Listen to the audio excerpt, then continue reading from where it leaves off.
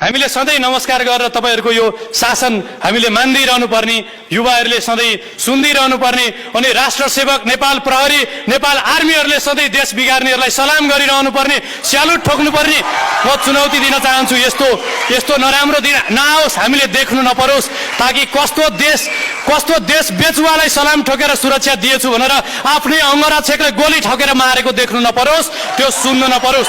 हामी गाली पनि गर्दैनौं र हामी सबैले एकबद्ध भएर उहाँहरूलाई भनौं, हामी आग्रह गरौं, हामी तपाईहरुलाई हात्तीवन गोदावरी र यो गोकर्ण रिसोर्ट बराबरकै घर बनाएर दिन्छौं, हामी पजेरो पनि दिन्छौं, हुस्की र पकेट मनी पनि दिउँला, शपिङ पनि गर्दिउँला, छोराछोरी पनि पढाइदिउँला।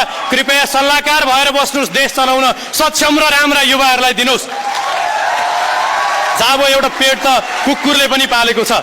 त्यसकारणले गर्दाखेरि हामीलाई परालको त्यान र ढोडको लौरो जस्तो खुट्टा भएको नेतृत्व चाहिएको होइन, चट्टान र पत्थर जस्तो, त्यो पनि रुबी पन्ना क्वार्ज र मिनरलहरू जस्तो बहुमूल्य दृढ इमानदार कर्तव्यनिष्ठ भिजनरी देशभक्त नेता चाहिएको छ।